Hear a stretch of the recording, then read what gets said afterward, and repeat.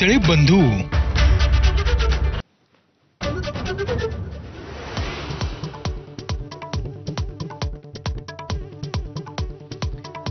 आज रात्री 8 वाजता पंतप्रधान नरेंद्र मोदींचं देशाला संबोधन, ऑपरेशन सिंदूर, शस्त्रसंधी आणि ट्रम्प यांच्या मध्यस्थीच्या प्रस्तावावर काय बोलणार याकडे लक्ष.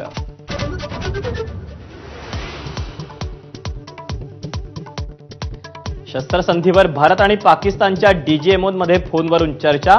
शस्त्रसंधीचं उल्लंघन करणाऱ्या पाकला भारताचा सवाल, तर शस्त्रसंधीचं उल्लंघन करणार नसल्याची पाकची ग्वाही.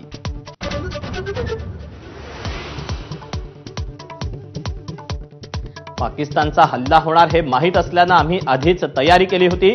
तिन्ही सैन्य दलांच्या पत्रकार परिषदेत माहिती. भारताच्या अभेद्य एअर डिफेन्स सिस्टीमला टक्कर देणं पाकसाठी अशक्य असल्याचं केलं स्पष्ट.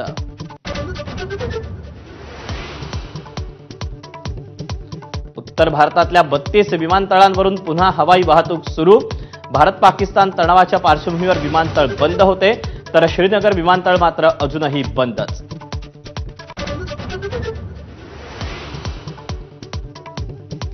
शत्रू राष्ट्रांवर करडी नजर ठेवण्यासाठी भारत आणखी एक उपग्रह प्रक्षेपित करणार. अतिशय उच्च दर्जाची छायाचित्र टिपणारा हा उपग्रह 18 मे रोजी अंतराळात सोडणार.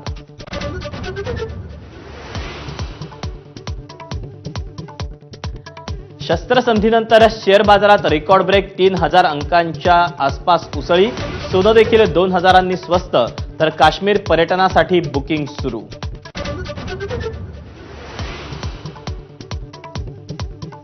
विशेष अधिवेशनाऐवजी 10 ते 12 लोकांना बोलावून ऑपरेशन सिंदूरची माहिती द्यावी, पवारांची भूमिका. तर तिसऱ्या देशाला मध्यस्थीची गरज नाही, अमेरिकेच्या प्रस्तावावर भाष्य.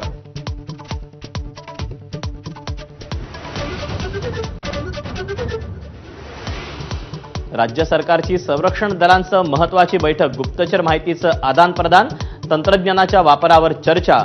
तर मुंबईतल्या सुरक्षेवरही चर्चा झाल्याची फडणवीसांची माहिती.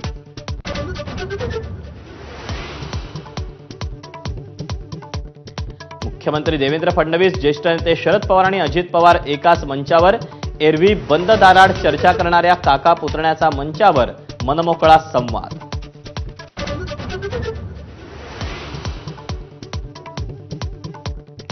जुन्या खदानीतल्या खड्ड्यात बुडून एकाच कुटुंबातील 5 जणांचा मृत्यू. नागपूर जिल्ह्यातल्या उमरेड तालुक्यातली घटना. अपघात की सामूहिक आत्महत्या याचा तपास सुरू.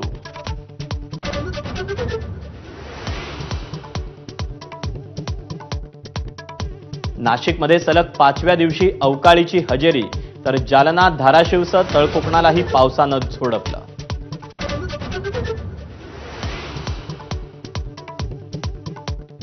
चीन अमेरिका व्यापार युद्धाला अखेर पूर्णविराम. दोन्ही देशांकडून व्यापार कराराची घोषणा. व्यापार तूटही कमी होणार.